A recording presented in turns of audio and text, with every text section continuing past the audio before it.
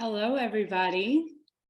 Welcome to Melissa Sussens' debut poetry collection book release party. This is one of the most special days in a poet's life, as you can imagine, and there's nothing like that first book. My name is Megan Falley.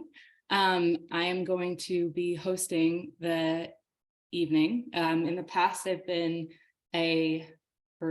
afternoon where I am. In the past, I've taught Melissa quickly into teaching her. I realized that she was absolutely on par to be a coworker with me, and I hired her on as a teaching assistant.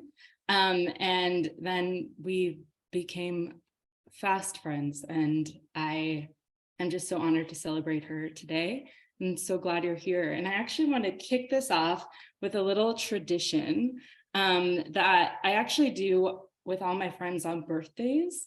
And today is not technically Melissa's birthday, but it's like, it feels like it probably. So what we do on those days is we share an appreciation for the birthday girl or birthday person, whoever it is. So I want to invite us to do that. And if you raise your hand, you can, that's under reactions at the bottom, and then you click raise hand. And I just want to hear something, maybe hi, your name, where you're from, and something you appreciate about Melissa. Cool?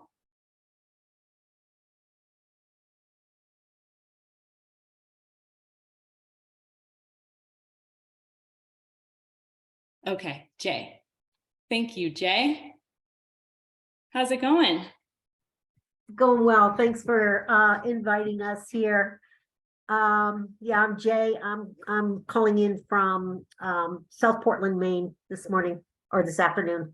Melissa, I just want to say how very much I appreciate all of your encouragement, your words of encouragement,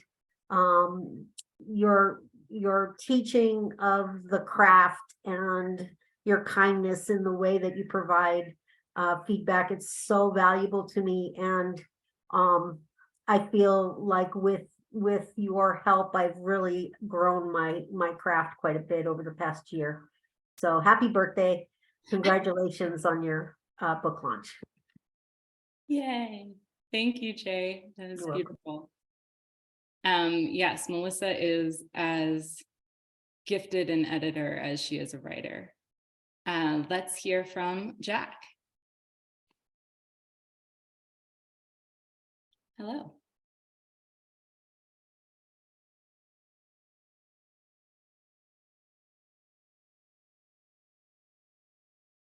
Josh? Just unmute, Jacques.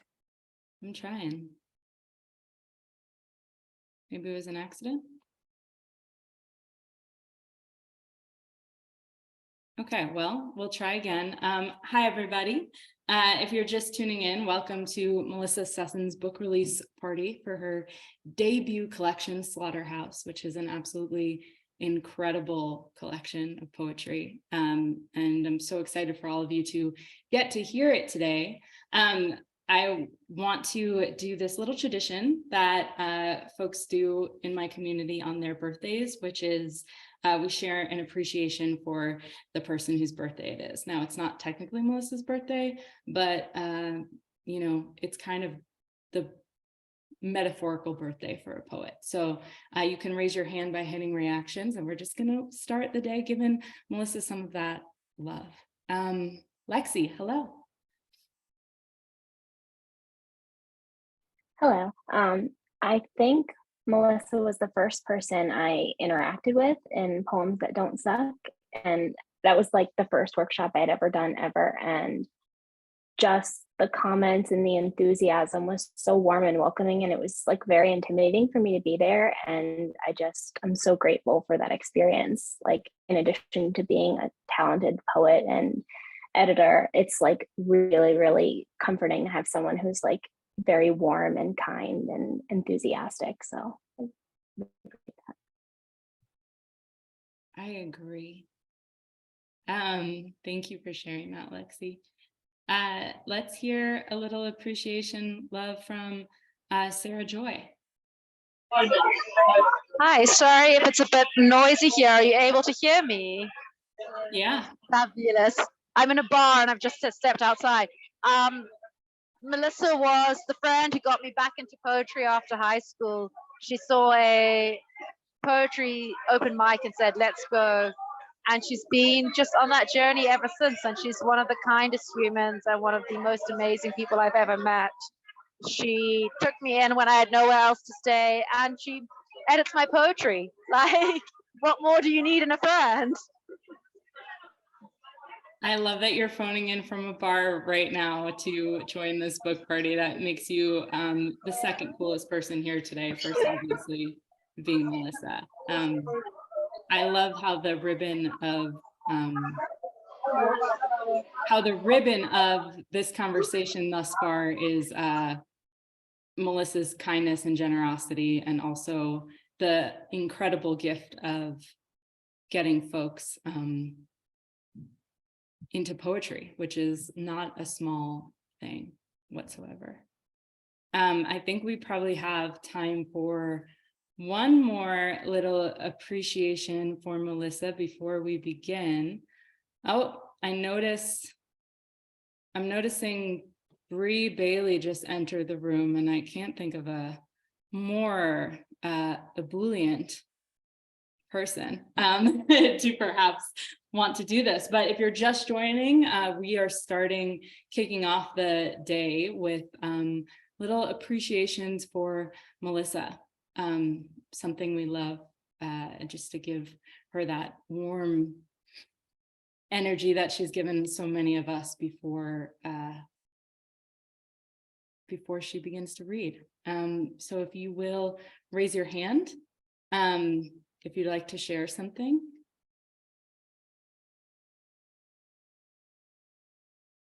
And Bree, I know I just called you out.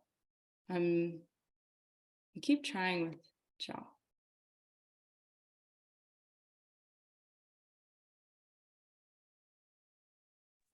Okay, let me go.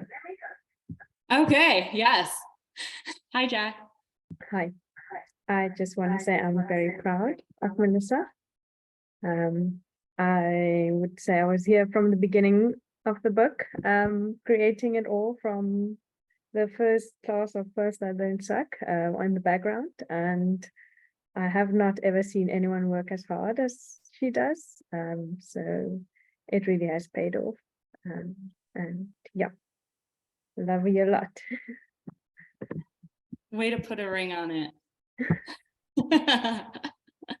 I think you are the perfect person to have kicked this off. So thank you.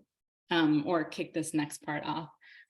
So hi everybody again, welcome to Melissa Sussens' book release launch party. This is like a real international event. As you can see, it's like super daylight here, coffee time. We just had Sarah Joy come on in, and they're in a bar in South Africa, maybe, or I presume somewhere. No, but this is in England, yeah. And yes, this is a big international event with readings from Carson, Wolfe, who's in Manchester, Lexi, Pelle, who's in New Jersey, and Melissa, obviously, who's in Cape Town, South Africa, and I am in outside Boulder, Colorado. So if you want to throw in the chat where you're at, and we can connect in that way. The chat will be open. This is going to be recorded, and Melissa is going to be able to read any of the love that you give her later. So obviously, love shower is what's happening.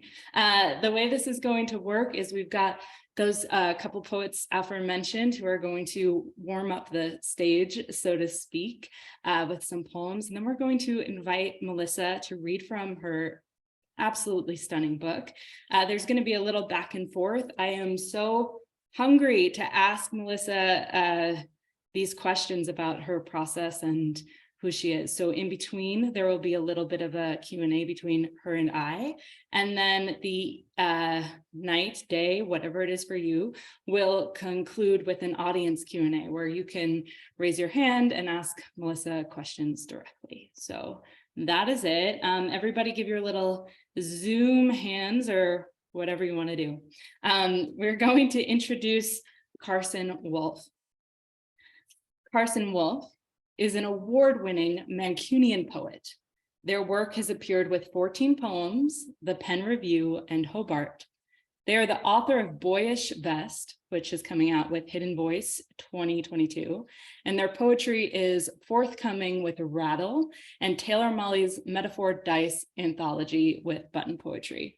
They serve as a teaching assistant to Megan Falley on her writing workshop, that's me, Poems That Don't Suck.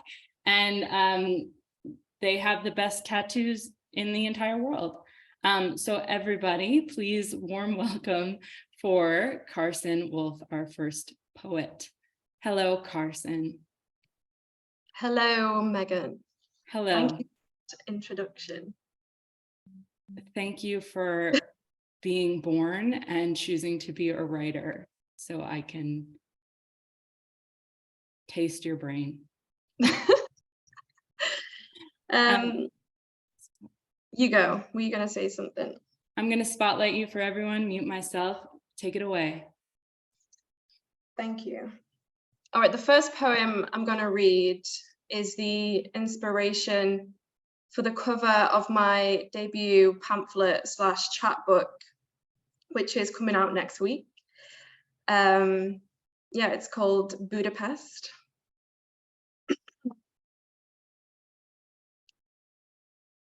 The waitress is ignoring me on purpose. In this foreign restaurant, my queerness translates in the barber's blade, the offspring of new hickeys, assaulting the waitress with teeth marks trailing down my collarbone, leading to unwelcome thoughts of how they got there. I strayed 3 blocks from the haven of the party hostel, clothes still damp from my fumble in communal showers with a bisexual Canadian. Boy-ish, written in bold on my vest. A word I wear quietly here, like excuse me and please. She brings the bill on demand to the family who have eaten 3 courses. For the 3rd time, I tell her I am ready to order. I am still here, waiting until my clothes have dried and set like rigor mortis in the shape of my wishful thinking. This booth, the final resting place to my benefit of the doubt. The knife and fork laid on a black serviette are flowers on a casket, spelling out my loss, filling my stomach with a banquet of air. Thank you.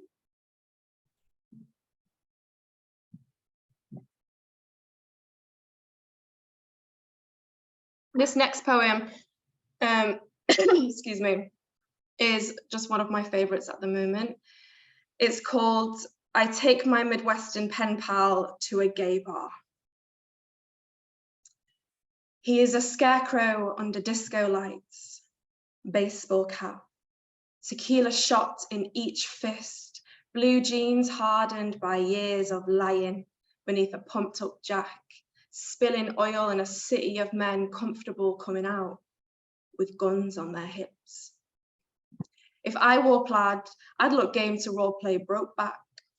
He looks ready to storm the Capitol on the dance floor's edge, chewing his nails like tobacco, shouting over Gaga how neither of us belong in a club full of pedophiles. I am so far from home, and the sweet graham crackers he packaged in soft marshmallow to gift me a taste of his childhood. A parcel of Hershey's. Handwritten summers on Lake Erie with the neighbor's son, a friend he pretended not to know outside of July. The month they took turns splitting wood, wiping their sweat on the same rag. He couldn't watch when the boy got on his knees to blow embers into a raging campfire. Nights spent shuffling closer to pull melted clouds from each other's sticks, how they pressed together, s'more after s'more, until their fathers crushed their last beer cans.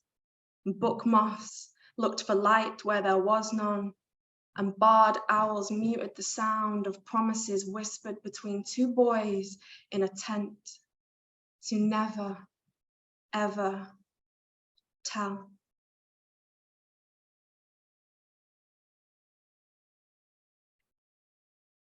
Thank you.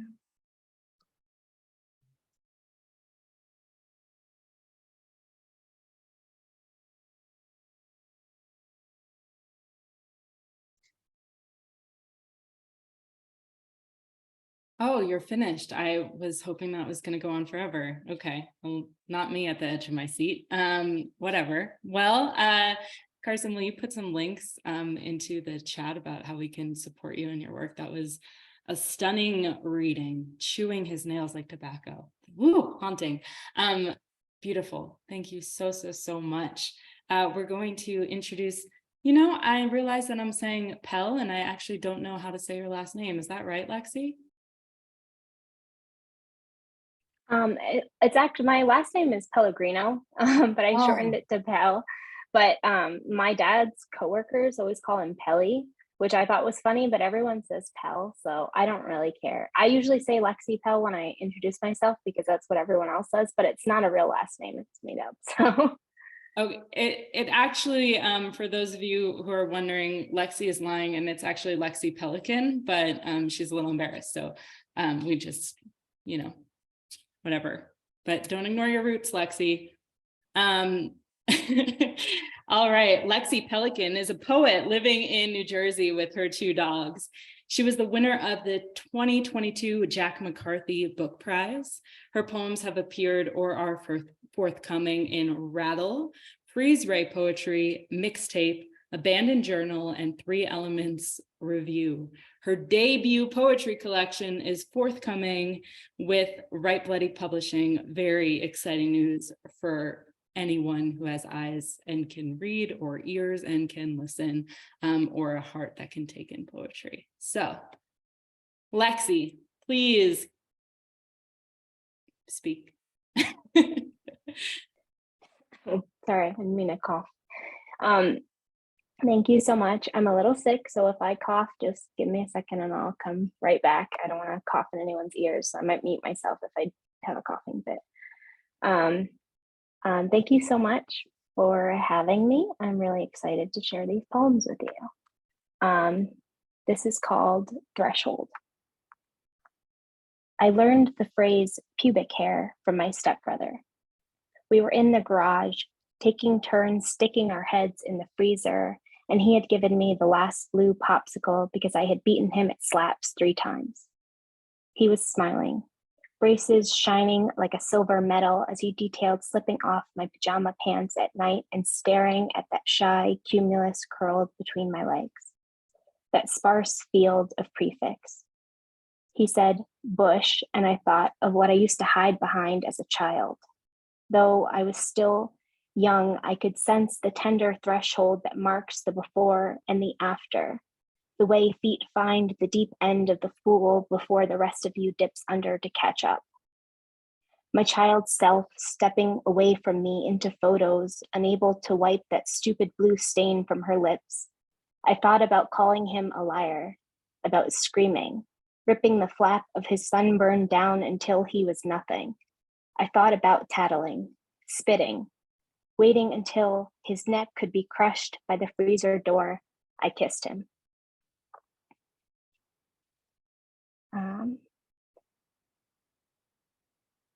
And here's something a little lighter. This is self-portrait at age 19 as Legally Blonde. And I will say Melissa did help me edit this poem.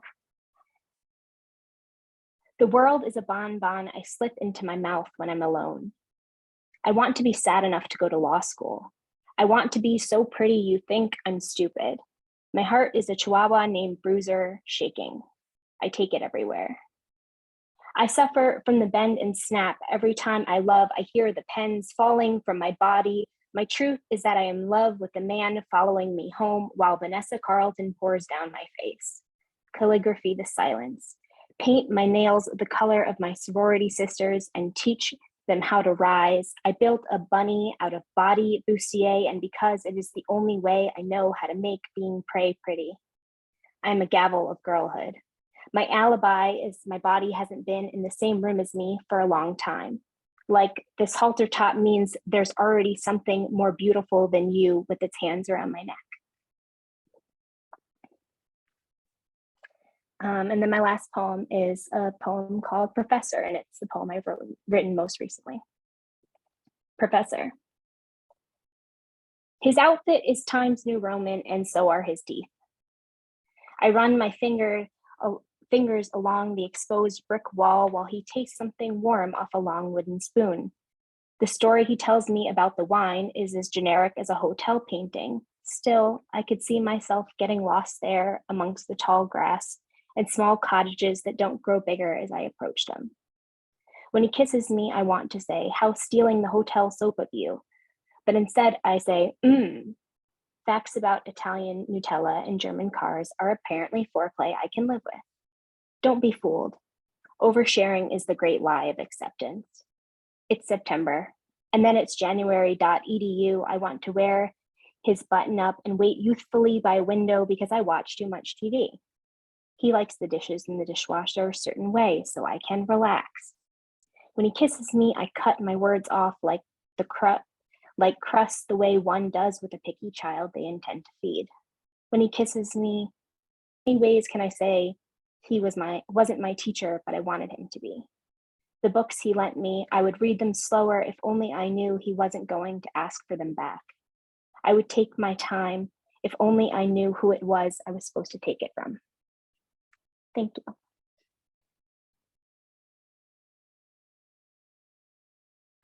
Lexi, will you please invite all of us to your book release party when that is time? I think collective in agreement, because it is an inarguable truth that was incredible. Lexi and Carson, both of you, thank you so much. Starting my day with such beautiful poetry. Frickin' love it. But now is the moment we've all been waiting for, where the metaphorical birthday girl is going to share from her debut poetry collection. I don't know if you all know this, if you're not writers yourselves, but this day is like a birthday, a wedding, giving birth, and I don't know, New Year's. It's just like this most massive, incredible, exciting party for the writer. And so lucky for all of us to be here sharing that kind of energy with Melissa. Melissa Sussens is a queer South African veterinarian and poet. She placed second in the 2020 New Contrast National Poetry Prize, and her work has appeared in many publications, both locally and internationally. And I mean many. The back of this book, where it's like this was previously published, is stacked. A Best of the Net nominee, Melissa has performed at various local poetry events and hosts poetry readings at the Red Wheelbarrow. In addition to doctoring small animals, so cute and sweet and amazing, Sussens is also a teaching assistant for my writing course, Poems That Don't Suck. I'll give you a brief rundown on how that worked. I teach an online writing course, and I would give feedback to every student. And Melissa, I would check, like Melissa somehow always left comments and feedback before I did. And I always read them and I was like, that is exactly what I was going to say. You are an external hard drive of my mind and heart. Will you please come work with me and help me? So that was easiest decision ever made. She's incredible. We all agree. Her debut collection, Slaughterhouse, was published by Caravan Press in 2022. That is now. She lives in Cape Town with her spouse and their 2 dogs. And what I want to add is Melissa is one of the kindest most generous poets and editors and teachers I have ever met. Her heart shines through in literally everything she does, every move she makes, every word I've ever heard her speak. And I think Melissa and I have been working together for like 6 or 7 years or something. And we've never met, but that doesn't matter. Physically never met, but it feels so close. And I think one of the greatest joys has been watching her not only like find and hone her voice on the page, but how that has translated to just finding it in the world. And today is an incredible day, not only for Melissa, but for all of us, because we have the opportunity to hear her work and buy this book and bookmark every page, because we love every poem so much. So everybody, let's give a big, warm, whatever you do on Zoom for Melissa Sussens.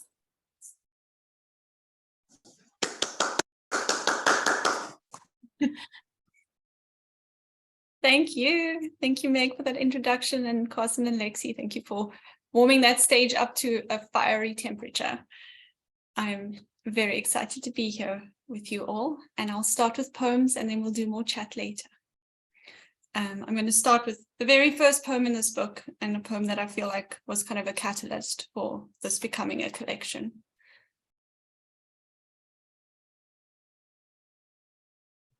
A new veterinarian spends a compulsory year working at a slaughterhouse. I watched death, became so familiar with slaughter in those 204 days that I see it with my eyes closed, even 2 years later. My white gumboots splattered red, the bare white walls and steel frames echoing with the growl of saw-splitting sternum.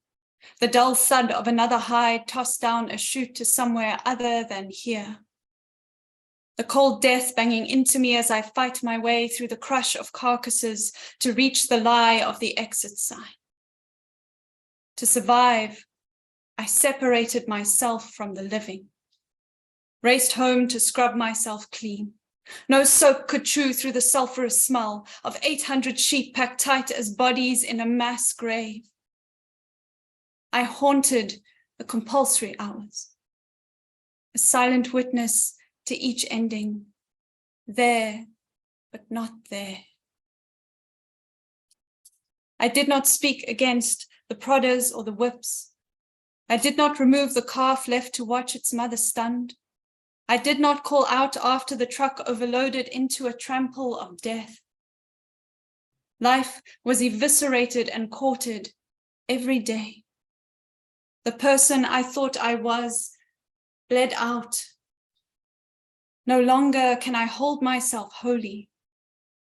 I am 15 again, at boarding school, watching 2 girls clamp the pillow over another's head.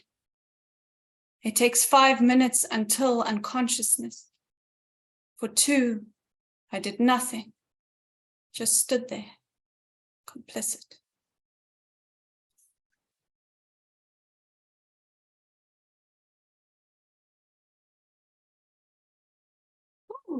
Yeah, book is called Slaughterhouse, so I think that's enough preparation. But I will say that trigger warning for everything. If you need to take a break, that's fine. This is poetry. This next poem is an older poem. I think I first wrote it in 2018 when I did Poems That Don't Suck as a one-on-one thing with Meg, and I have since revisited it and re-edited it. So this is another heavy poem, I guess. My last act of love. Could I do it? Be the one to end your life? You who unleashed my love, and buried my wag with your enthusiasm for everything. You shrank my loneliness down to the size of a treat, and then you swallowed it whole. Did I have the strength to master my own heart and be brave for you? I created the perfect end. Breakfast, steak out of my hand like a queen. Your last day bathed in sunlight. We took a walk in the mountains, your legs no longer able to bear you in a straight line. I became your compass, carried you home, and you fell asleep in my arms. The weight of your trust, the most precious of burdens. Holy creature of love, know I am forever changed by your underbite, that memory museum filled with reasons to never lose my smile. After 13 years and 6 months together, we lay in the sun, you on my chest, my hand a constant stroke as I played tug of war with my mind, dreamt up 1,000 more perfect days to bring back to you. Even then, I knew it had arrived, final moment. Letting you go now, my last act of love. I clip your fur, occlude the vein, watch for blood, connect the syringe. For the first time, I was not the Grim Reaper. For you, I became an angel of death instead.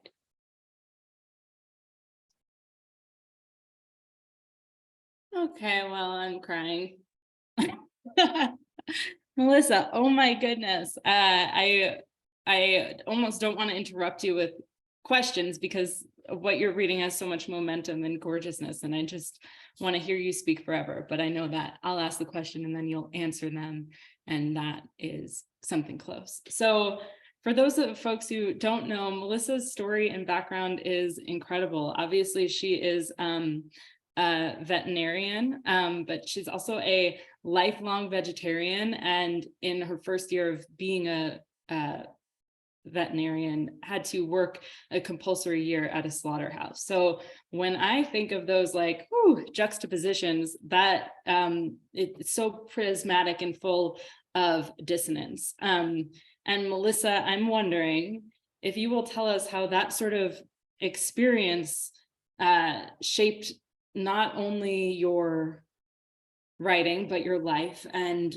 maybe how has watching death from all of these different angles taught you to live? Yeah, I think in the moment of the experience, it was more about surviving. And in that year, the writing was a way of processing all the emotions. But most of the writing wasn't about that year, I guess. It's only afterwards in looking back that I've been able to really take it and make it creative. Working so close with death, both at the slaughterhouse and now, or then and now as a vet, and dealing with euthanasia and illness and stuff like that, I think in some ways it deadens you to death because it becomes commonplace, but not in a, I don't think hopefully in a bad way, but more in a realistic kind of way, in that I feel like I'm very aware of the circle of life. We will all die one day, and that's an inescapable fact. So because I have that knowledge so close to me, I think it's in some ways it's taught me to live and to try and remember to hold on to the positives or to the good things, and to also look more closely at life. And that's something poetry also does, is to look more closely. I love that. Yeah, I think of poetry as this art form that like has death almost like that ticking crocodile at your heels. It's such an urgent art form. So thank you for sharing that. That's gorgeous. I'm curious when you first knew you were a poet, and maybe why you chose poetry as an art form over all the others. I think I first knew I was a poet when I was like, I don't know what, 10 years old or something.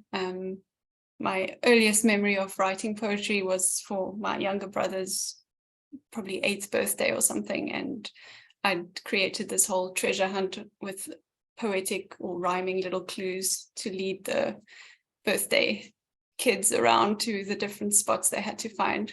So that's my earliest memory of a poem. I'm sure there were others before that sparked me wanting to do that as part of his birthday party plans. And I can remember as a kid writing like poetic kind of plays and making my friends act them out and stuff like that as well. Yeah, so I think in most ways I've always been a poet. I've always loved writing. I've always been a bookworm and read a lot. So that's been very present for me. And why poetry? I think I'm drawn to it because of the way it moves me, and the way it can move me in such a short space of time that a novel or, you know, something like that, it takes longer to get invested, but somehow a poem is able to have you invested and leave you changed in a minute. And I think that's what keeps drawing me to it. Thank you, Melissa. I'm curious for folks to throw in the chat anyone who as a kid gave poetry as a gift before they had any other currency, because I have that story and I think that's true for so many of us. And I love what you said about the sort of immediacy of the art form, and your poems are that. They're like, whoo, straight to the heart. Will you read another? Yeah. Okay, this is a bit of a different one. I've got a few more persona type poems in this book, or personification things from objects and stuff, and that's been really fun to write. There's some that the slaughterhouse is speaking to me. There's some where the syringe, the euthanasia syringe is talking. So this isn't one of those, but this is another in that line. And this poem was inspired by Patricia Smith's poem, Skinhead. A simple man. Throats are my business. My eyes focus on nothing but throats for 12 hours at a time. I love the silver bleat of blade. My knife gives 8 smooth slashes before I have to rinse off the blood. Twice I went the wrong way against the sharpening steel. My knuckles paid the price in red. But I'm a quick study. Only took 7 days and 4,200 jugulars to become this fast. I've always had a steady hand. Mama used to have me plait my sister's hair, said no one could do a neater braid than me. They hang bleeding for 7 minutes, but I only need 7 seconds with them. They're my sheep. Or they were before they met me. Before is a tunnel, a dark hole with a conveyor belt to the outside. I am the first stage of after. The after is meet.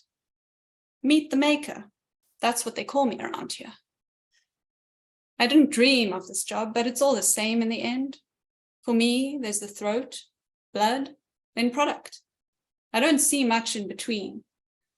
The worst is when there's a squirter and my grasses get so red I can't see a damn thing.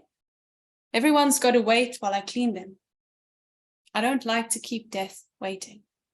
Not with so many mouths to feed. Oh, I sleep just fine at night, thank you.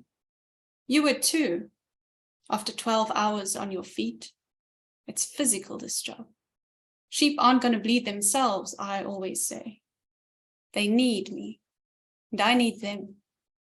Need the red and the green that it brings. Food on the table, hot water for a shower. You know, the basics. I'm a simple man, really. On the weekend, I pray.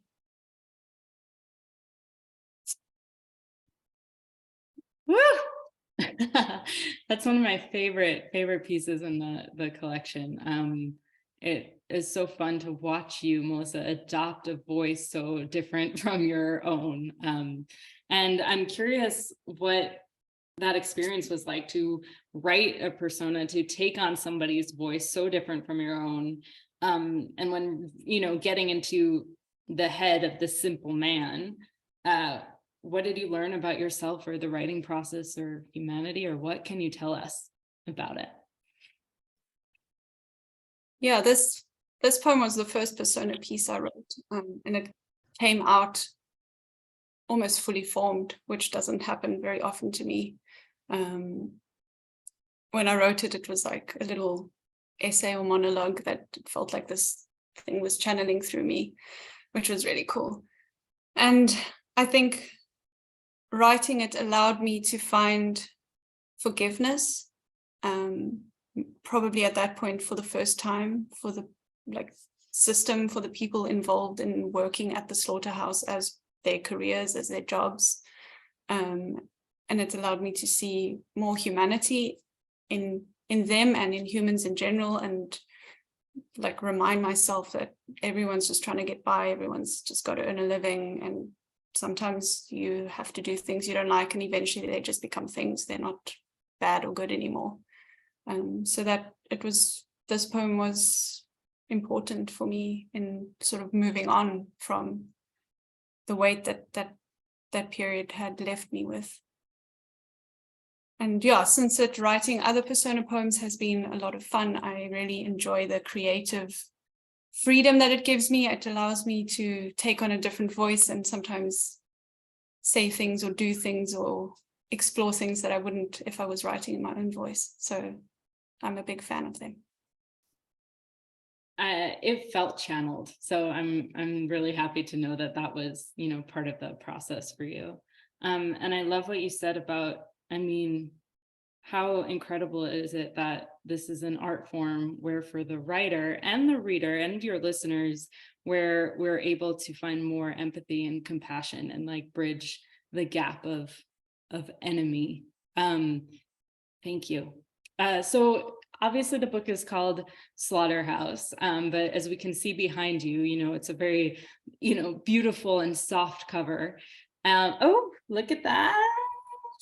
And I know from having read it that this book, while it deals with your time in the slaughterhouse and your time as a veterinarian, it's also so much more than, the literal place of the slaughterhouse. So will you talk a little bit about what slaughter represents in this collection and what house contains as well?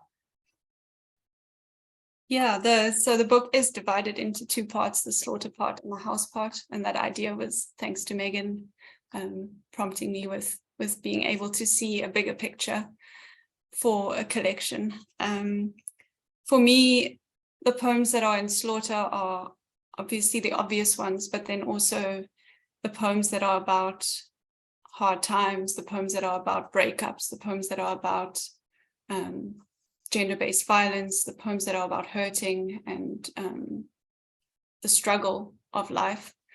And then the house poems are about coming home, finding home, love, surviving and hope, the poems where you've got to the other side of something and now there's light at the end of the tunnel.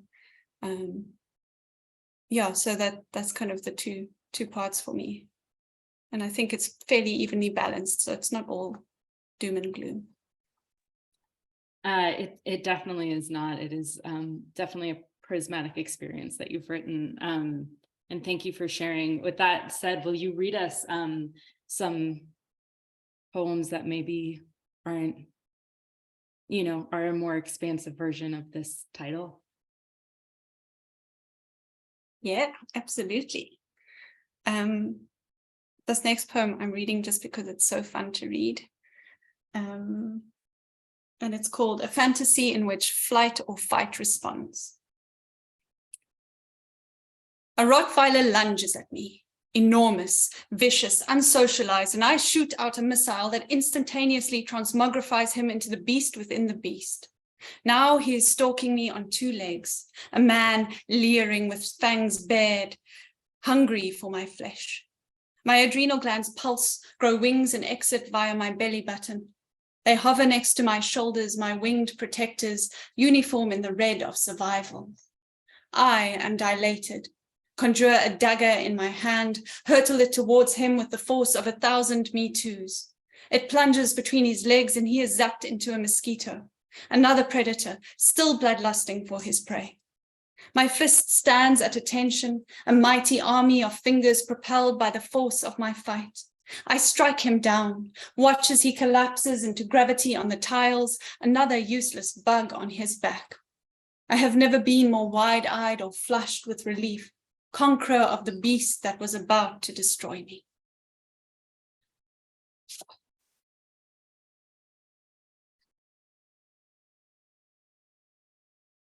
And then a slightly different poem. This is one of my favorite poems in the book, and it's, I think, the last poem I wrote that made it into the collection before it was like, okay, that's the end. Now whatever else is written is for something else. And I really like how it looks on the page as well, so I can try and show you. It's like a little wave. This is called Widow. 2 generations older than us, she chooses our lunch table, takes a seat between a couple of strangers.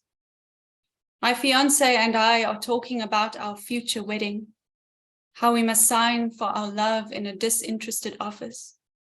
And I am still wondering why she chose to sit with us, this lone woman with starving eyes, when she says her partner died in June. She was never my wife. For 35 years, they were more than housemates, more than best friends.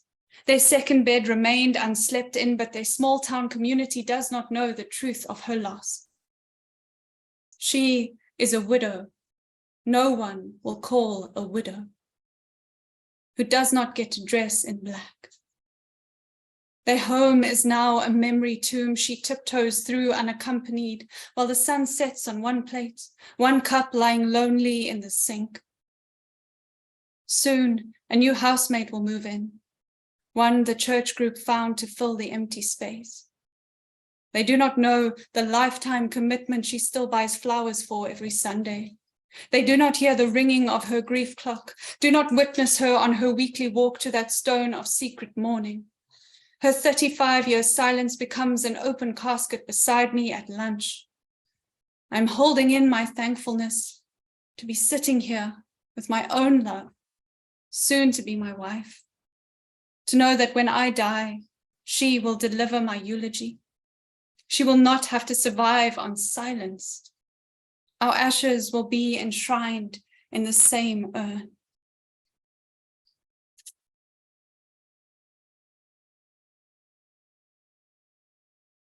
That poem was one of those where, I don't know if other writers here have this experience where someone shares a story or shares something of themselves and you just feel like it has to be told in some way.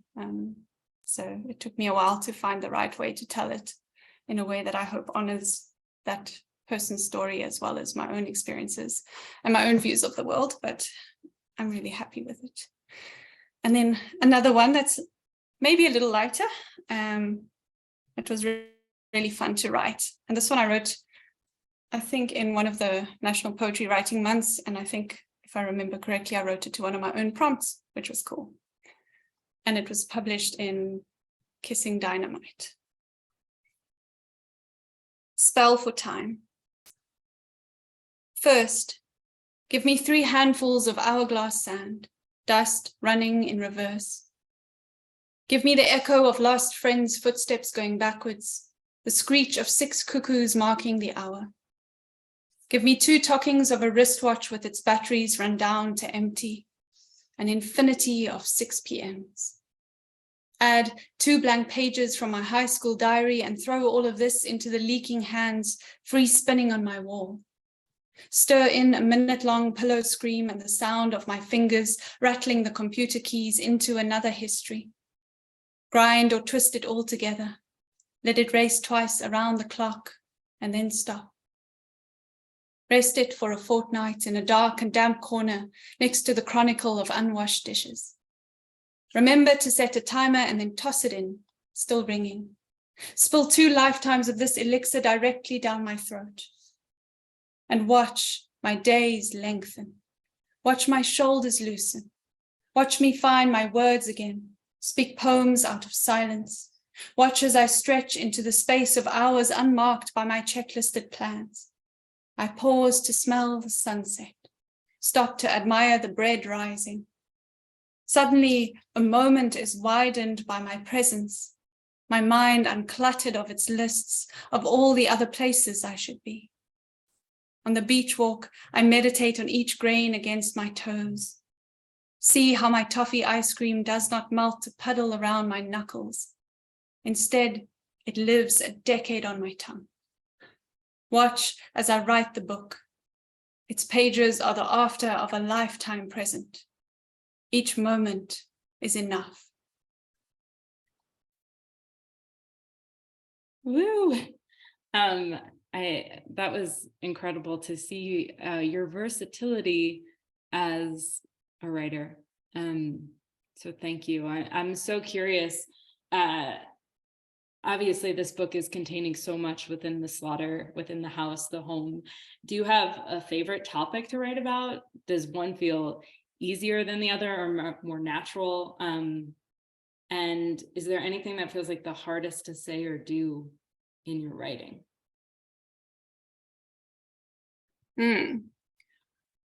I think the stuff that's maybe easiest is the death stuff, which is bad.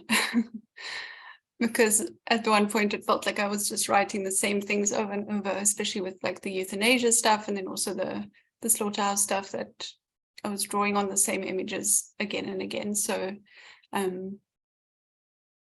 now I think I've moved away a bit from the slaughterhouse, but the euthanasia stuff, because it is still part of my job, is still something that is easy to access for me.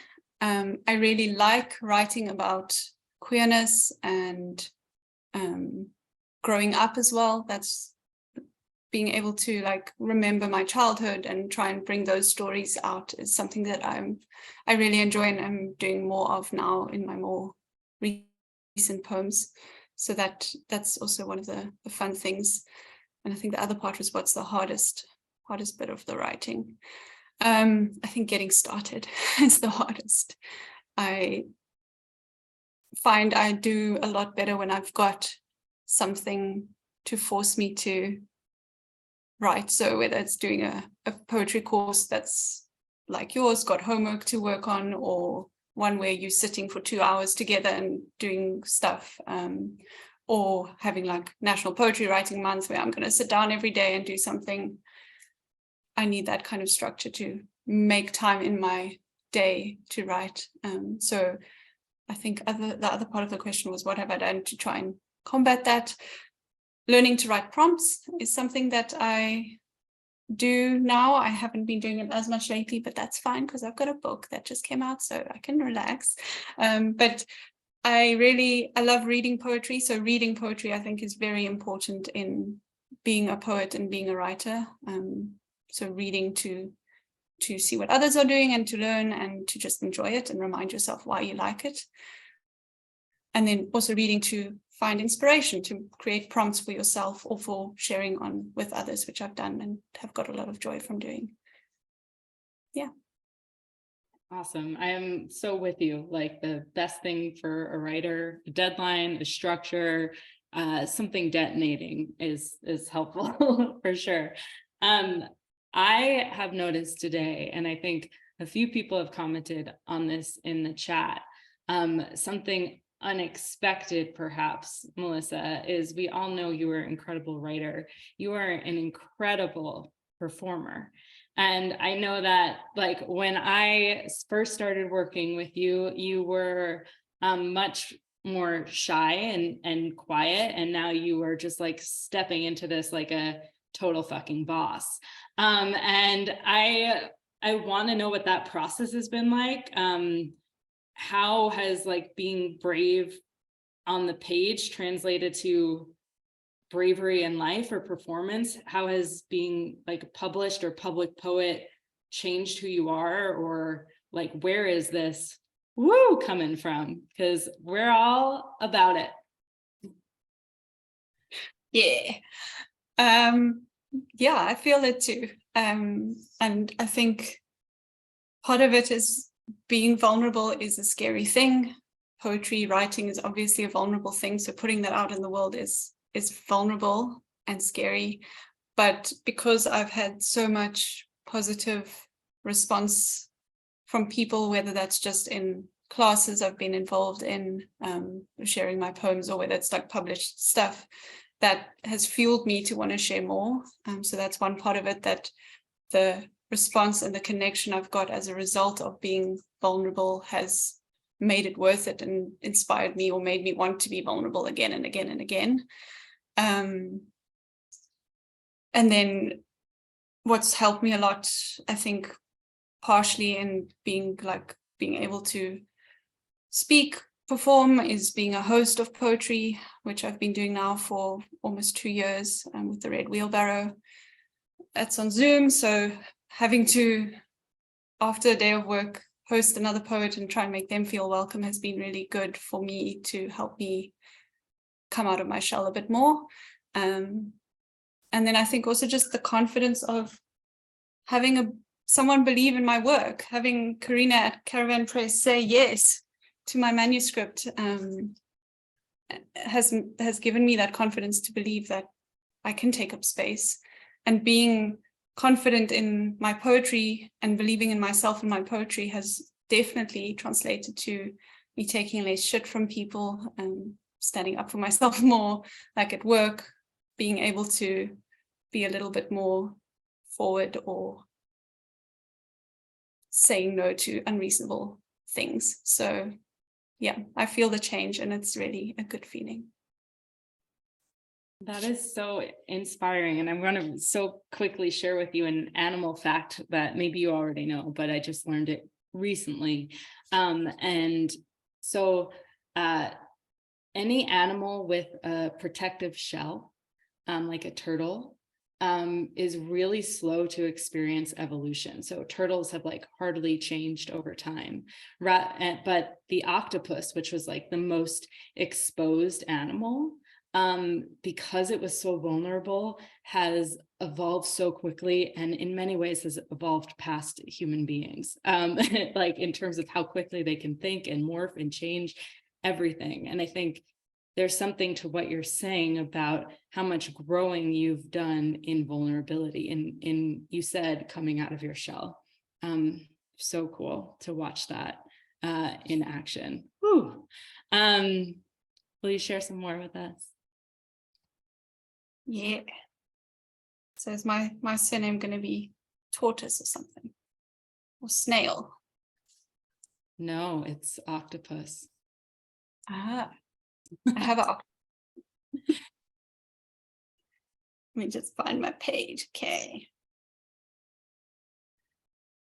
Ode to the Razor. And this poem, just to say, for those of you who are in the current round of poems that don't suck, Shame Week is hard. This poem came from Shame Week, and it's one of my favorites now, so you can do it. Ode to the Razor. The first time we met, I was 7 years old. You were my mother's before I stole you, tiptoed with you rolled into my favorite washcloth, a secret ill-gotten beauty pageant award. You accompanied me into the bath where I introduced you to my limbs. That morning at school, I met their dark forest for the first time.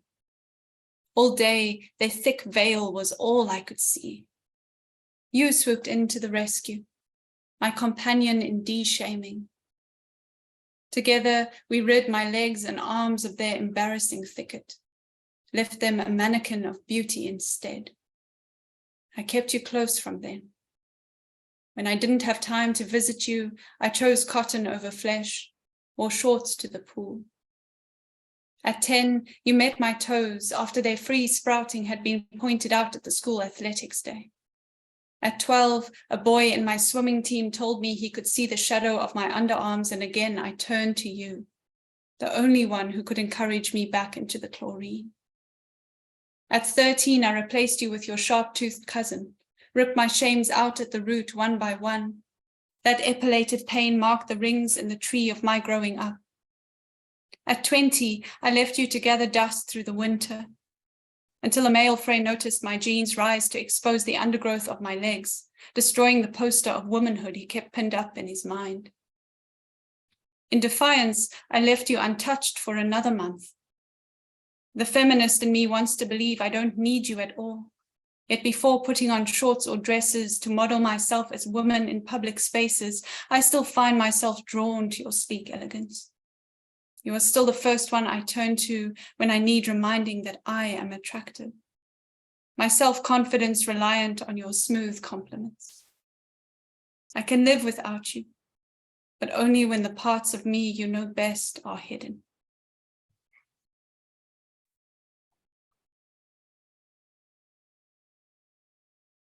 Okay, and then I've got a love poem.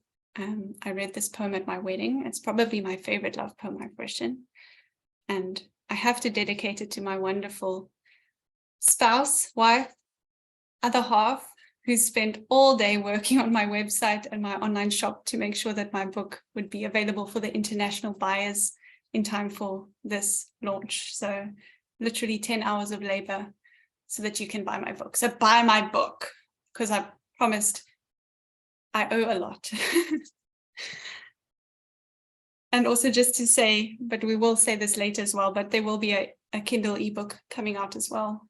So for those of you overseas who are either impatient because South African postal services are very slow, or who want to save a bit of money, there's that option as well.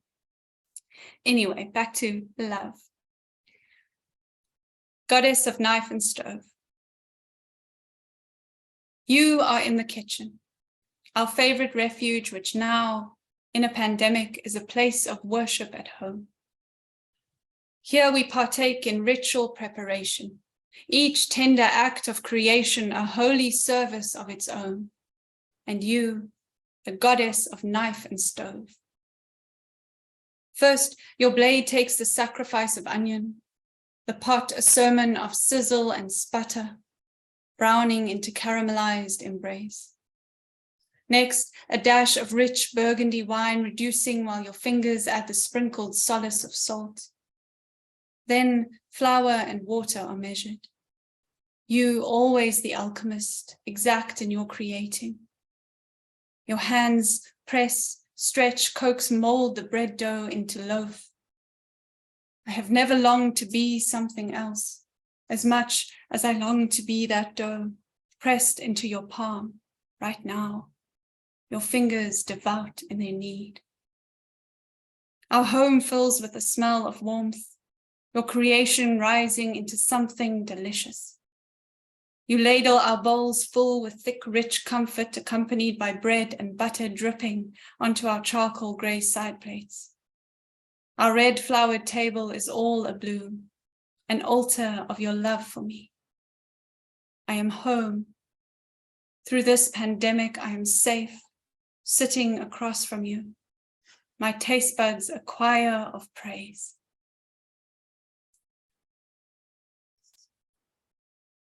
We just left the best comment, which was, Melissa, you read a raunchy poem at your wedding. Woo! Is it hot in here or is it just me? I feel blushy. That was so beautiful. Melissa, so many people really want to be full-time writers. They want to, quit their day job and just write full-time. And writing full-time is fantastic, but I find as a reader, many of my favorite poets have a day job that's completely different from their writing life, and their poems are often informed by that kind of job. And I'm so curious, how has, being a vet influenced your writing, and also how has being a writer and a poet influenced your other work in the world?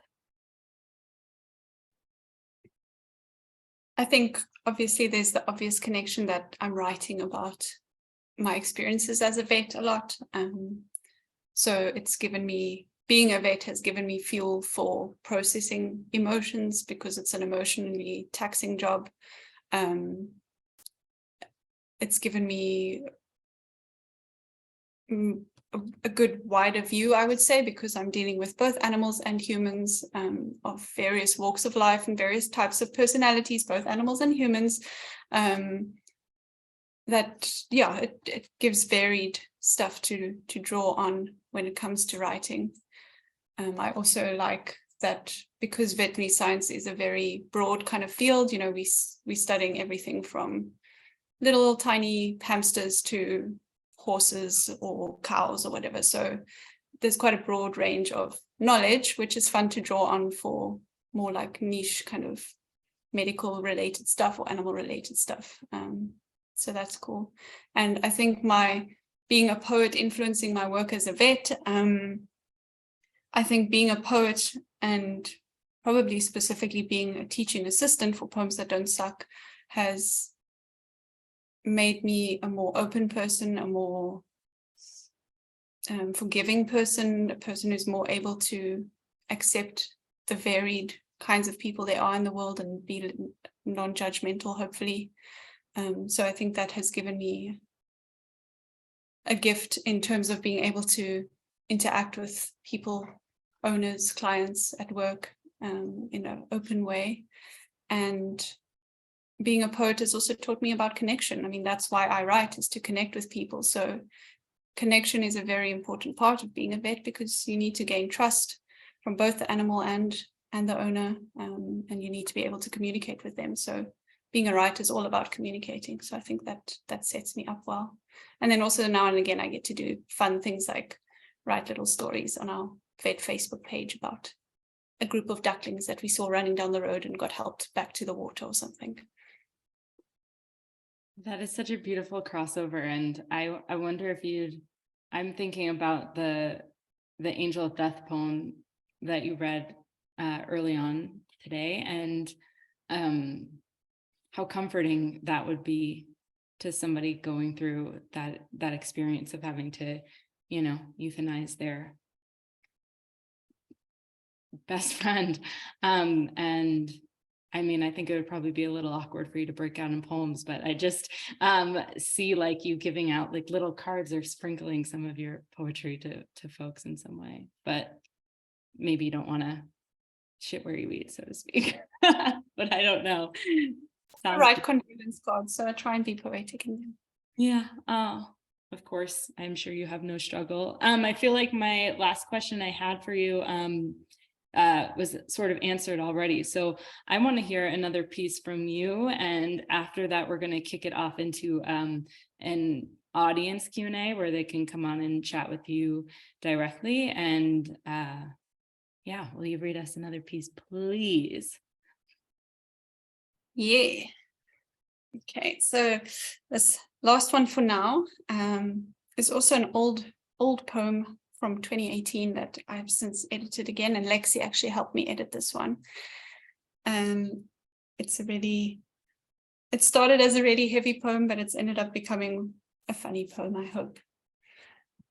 And it's called Blue. I call myself crazy, bonkers, demented, a nutcase, misunderstood and abnormal. I walk beyond sunset in the freezing rain just to keep my body busy. Don't ask me why. I don't think of alternatives. Every time I feel, my mother is sure to remind me, Melissa, you're so much, just calm down. Once I ran barefoot down the burning black tar in a dress when my stored belongings were dumped in a hallway by a new housemate. True story. She morphed our pantry into her walk-in closet.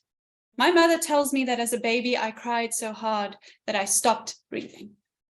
Turned blue, the air refusing to find a home in my lungs. I passed out, limp.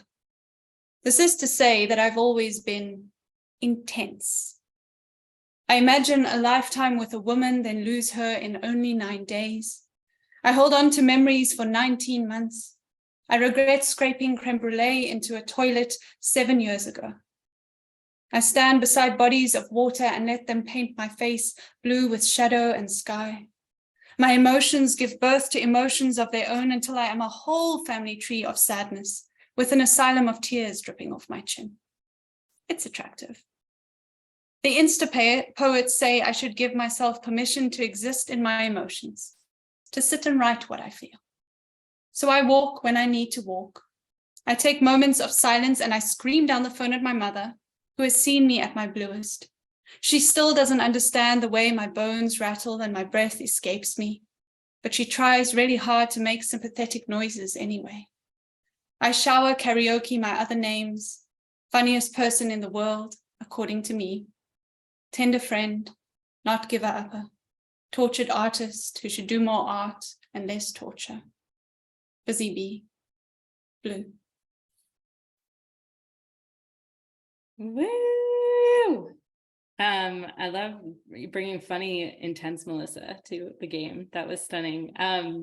We're going to take some audience questions or comments. The way that you'll do that is you'll hit reactions and then the raise hand feature. I'll unmute you and you get to talk to the star, Melissa. Don't be too intimidated. She's really, really nice. Okay, so yeah, let's kick it off. So raise your little hand. All right. Oh, Lindsay. Hi, Lindsay. Hello.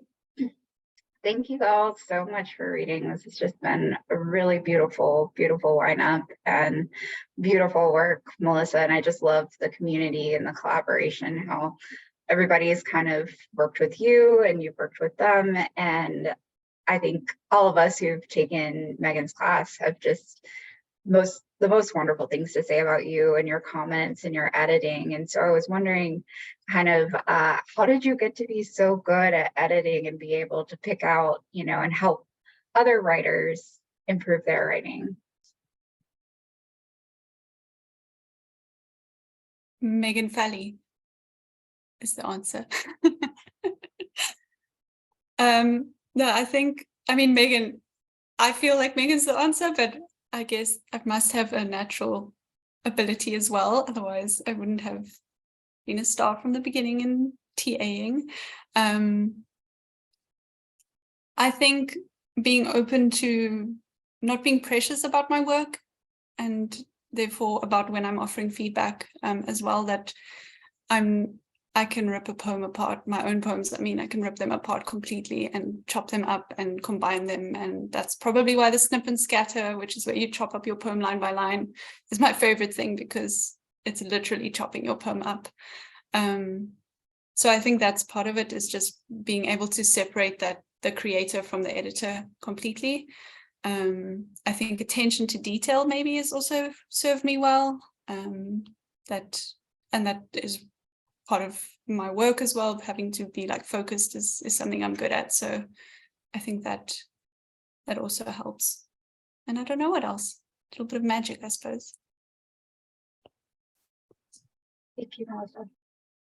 I love that. I love that. I think that you're also speaking to kind of like a Zen, a present approach to writing. And by that, I mean kind of, an angle of non-attachment that allows you to be unbiased in a really great way. Thanks, Melissa. Let's hear, and thanks, Lindsay. Good to see your face. Bree Bailey, hello. Hey. Thank you so much for reading, and I'm so excited for you, Melissa. I'm literally fangirling so hard. But my biggest question, I kind of have two questions. Is that okay? First question, I find with your writing particularly, you're never boring. You're talking about the same topic, right? You're talking about your time at the slaughterhouse, but you're allowing yourself not to be repetitive, and you have just such a way of telling stories and poems, and you're never telling the same story. How do you do that?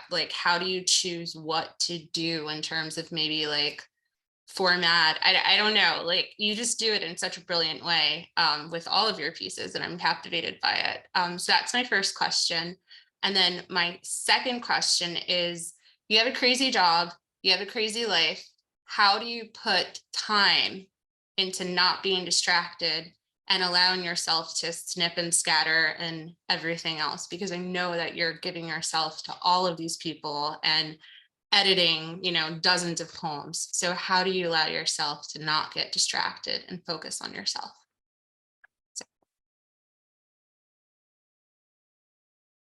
Thank you, Bree, and thank you for always being the best hype woman ever. Okay, to answer your first question, I think finding different angles has been like a creative enjoyment for me. So like when I started to discover with the sophomore after the ode, and then just reading other people's work, discovering form poems and stuff like that, that gave me one type of angle. This persona type of poems gave me a different angle. So yeah, being able to have fun with trying out new things with my poetry, I think has helped a lot to keep it fresh. And I'm glad to hear that it doesn't feel repetitive, because I hope it isn't. And then also coming back to the like whole humanity of things, trying to find different aspects of one thing to be able to focus on, or to turn the lens from a different direction, I think is also part of it. And I hope that answers that question. And then the second question was, how do I find time for everything? Sacrifice time with my wife, she would say. But I think I've always been an overachiever. I've always been a busy person. I can't just sit and do nothing. So like if I wake up at 6 instead of 7, I'll read poems for an hour and then get up and get ready for work. And every time I have a lunch break at work, some days I don't get time for a lunch break, but if I have a lunch break, I'm reading poems or writing poems or editing poems or reading a book or whatever. So I'm not letting a single second go by. I have given people feedback from the toilet. I have done it in the car. Yeah, I squeeze my days of every drop of time that I can. And sometimes that means sacrificing maybe time for things I should probably prioritize, like myself. But at the end of the day, it's all worth it for me. So, and it comes and goes in waves. Awesome answers. Thank you, Bree, as well. And let's hear from Andy, please. Yeah, hi. Congrats, Melissa. This is so exciting. This is so cool to see so many of like poems that don't suck people here, and for it to be such an international thing. It's so awesome to witness. I just was wondering, you have this really amazing knack for finding a tone that finds like a really striking balance between like beauty and pain. And it's like really apparent, especially in like hearing you talk about the creative process of that last piece you just read.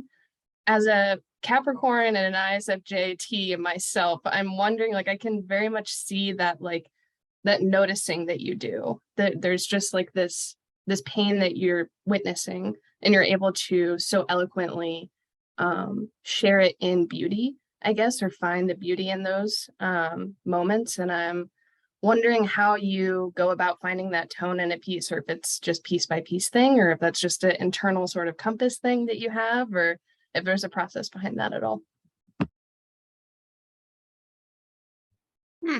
People are asking good questions. So that's a tough one. I think probably part of it is just internal compass, or, telling the story and letting it come out. I feel like I used to be a more depro person, or a more negative glass half full type of person, and I've become more positive and so on. So that's hopefully why I'm able to find light as well. And I believe in balance, and trying to balance that in my work as well, and to be able to make difficult things mean something is important to me. So that's where the beauty comes in, I guess. And that's why poetry is so cool, because you can take hard stuff and make someone be like, oh, that's so pretty, even though it's like, what? You're writing about killing animals, but okay. So yeah, it's a little bit of everything. Thank you for the question.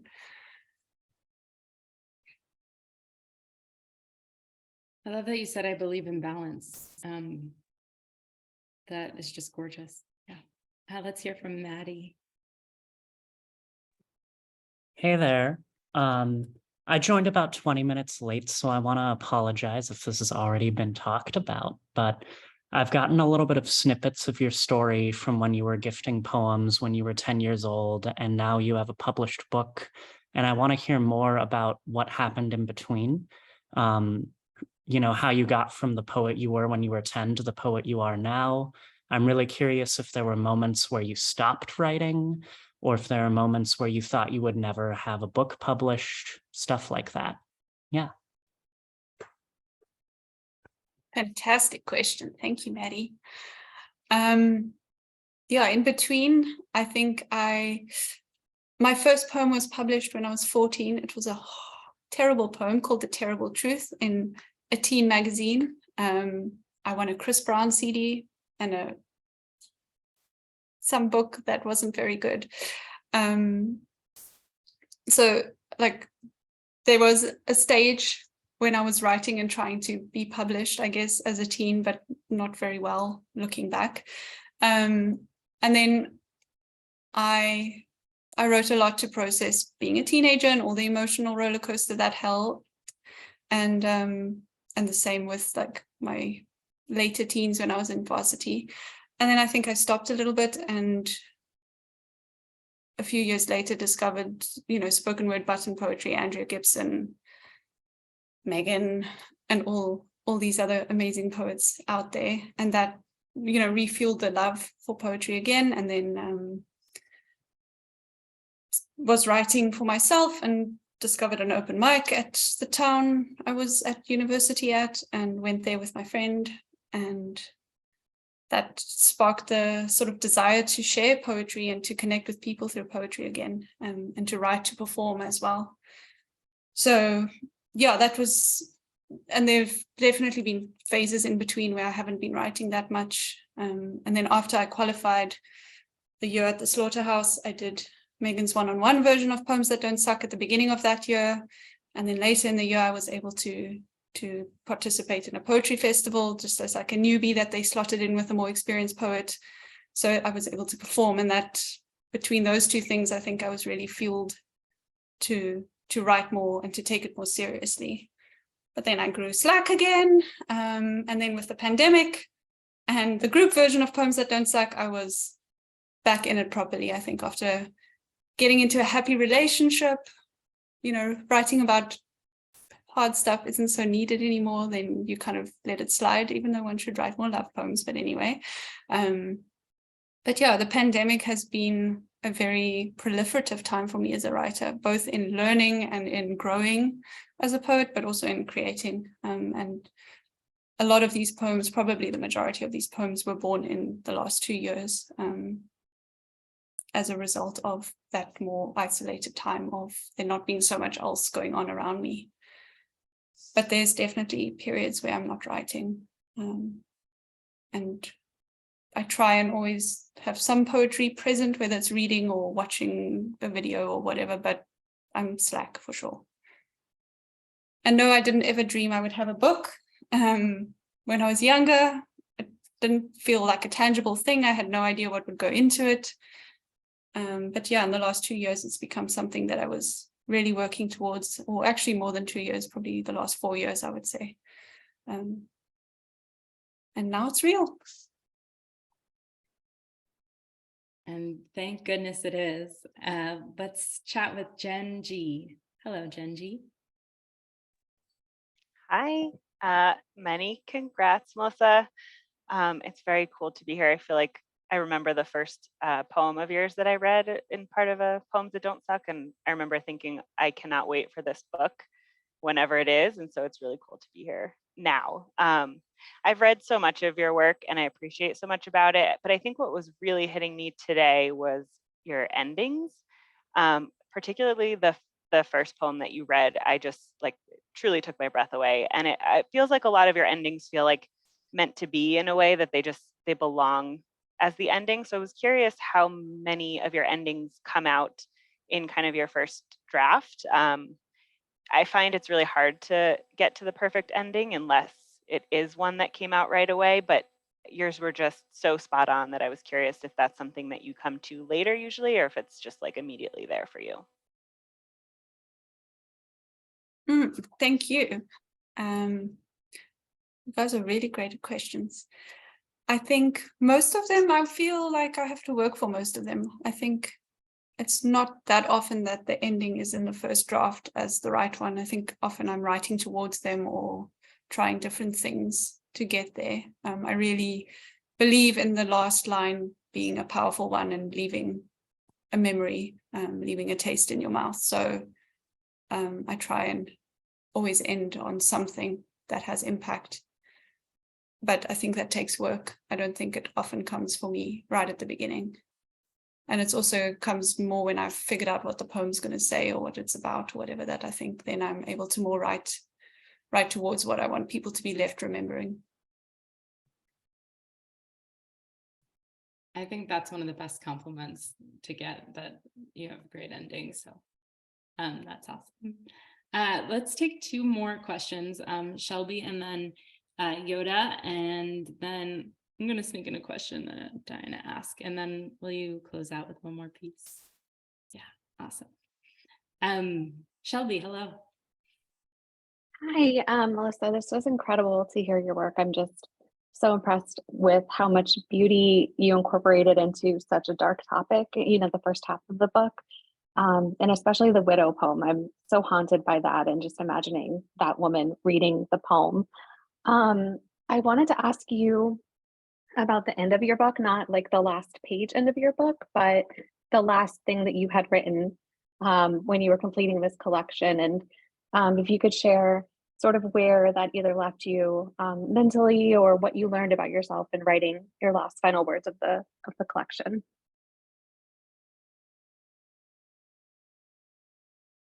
Do you mean like the last poem that I wrote to add? I think that's what you mean. Not like Yeah, I really liked how you were talking about the start of the book at the beginning of this event, and you were talking about Slaughterhouse and how that kind of started the collection. So I was curious that as you were writing the collection, how did you know when this was finished, and where were you when you were writing those last final words? I think I've got sort of 2 versions of the answer. The one is like the literal last poem that I wrote that I included in this, which was the widow poem. And that was, I think I wrote it sort of maybe the end of last year or beginning of this year. And just because it was such a moving story, it needed to be part of the book. But then the other version of the answer would be the poem that is the last poem of the book, which for me kind of rounded out the experience of the slaughterhouse and I'm going to end with that poem, so you will hear it. But yeah, just giving a more, being able to look back with gratitude almost, and being able to see this whole thing that I've created as a result of the experiences I've gone through, both work-wise, slaughterhouse-wise, and life-wise. So that, yeah, writing that poem was a kind of rounding out for me. And then also just in terms of knowing when it was done was just, I had enough poems. I had to stop at some point. Thank you for the question. We're going to take a question from Yoda, and then, yeah. Hello? Oh, sorry, I was just waiting for the thing to pop up. Hi, everyone. Melissa, thank you so much. I want to say, like, this launch has been so well organized and inspiring, and I just learned a lot about not only your process, but your courage. And I really appreciate your messaging around making like vulnerability more accessible and possible. On a personal note, I also want to thank you for editing my poem this week in Poems That Don't Suck, because you're doing a book launch and I'm just like, how is this human doing all the things? And it's just really inspiring. And just being really committed to your poets in your classroom as much as you are to your own craft. It's really a beautiful thing to watch. My question is kind of in response a little bit to Maddie's question, where you talked about how you got here. I heard you giving yourself a little permission earlier on just to like enjoy this time, like this book that you worked really hard for is finally out. But I assume that as a lover of poetry and creativity, you might be thinking about your next project. So I'm curious to know what's next. Also, sorry if that question is like too much pressure. You don't have to answer. It might be annoying to be like, so you did the thing, what's next? No, it's cool. Thank you. And thank you for all the kind words. What's next? I think I have some ideas for poems. I've got some poems that I've started working on. I think I want to explore more about queerness. I want to explore more about my memories of childhood and growing up, and like the lighter stuff. I think after this book, I'm because I'm in a happy space in my life.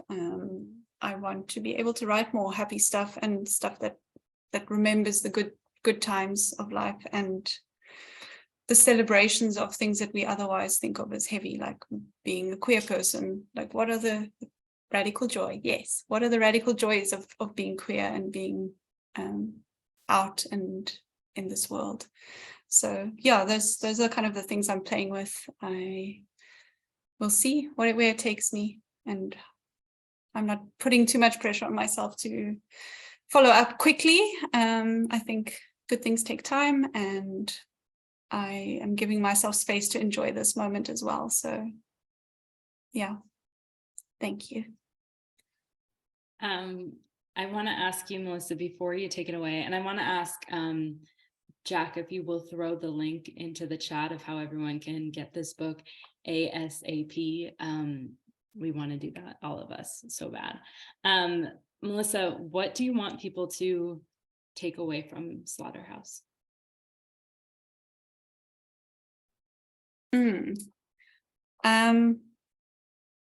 I think the biggest thing I want people to leave with is a full view of humanity, of themselves as well, of the light and the dark, of the balance of the world, the circle of life. I want people to, having read this, find empathy for people they would otherwise not have, and empathy for themselves.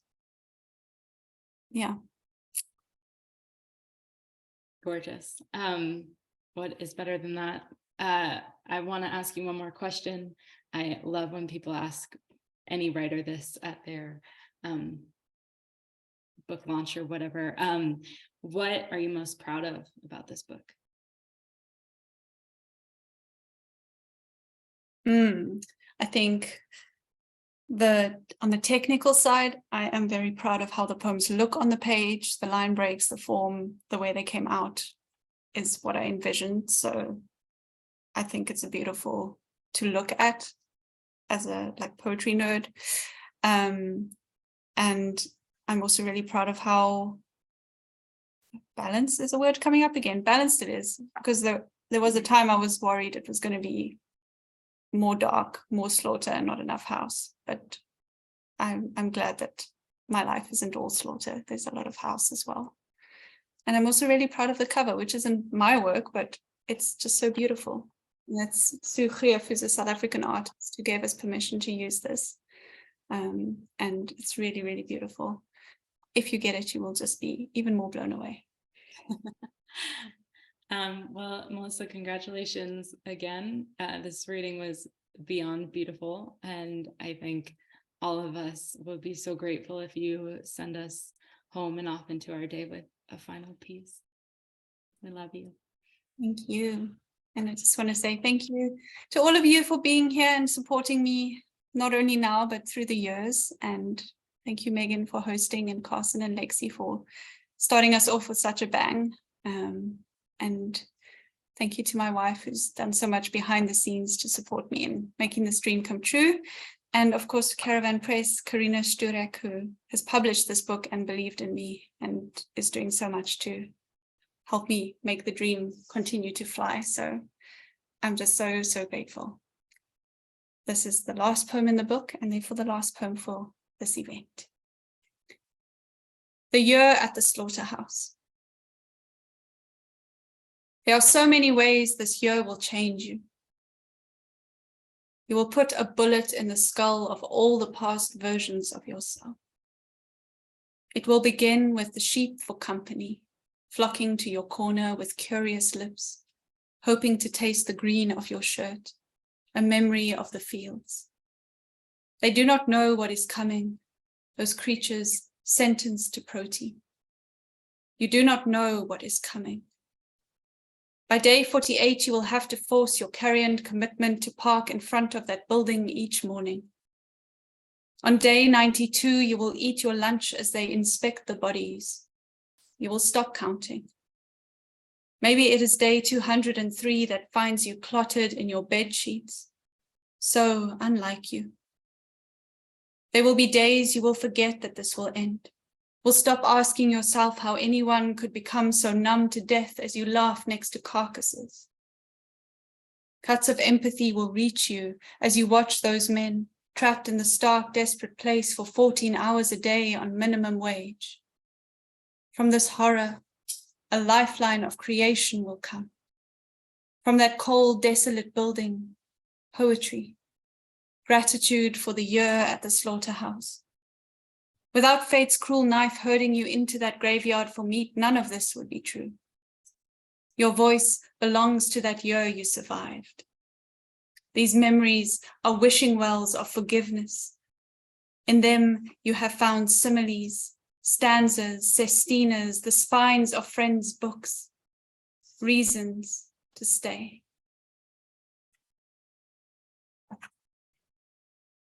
That feels like the perfect way to end this day, your book.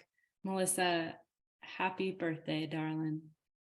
We love you very, very, very, very, very, very much. And yeah, links in the chat for how to buy this incredible book. Thank you all so much for being here. Carson, Lexi, Melissa, every single one of you in all your hearts. And yeah, let's look out for what's next from this badass poet. Stay tender, everybody. Congrats, Melissa.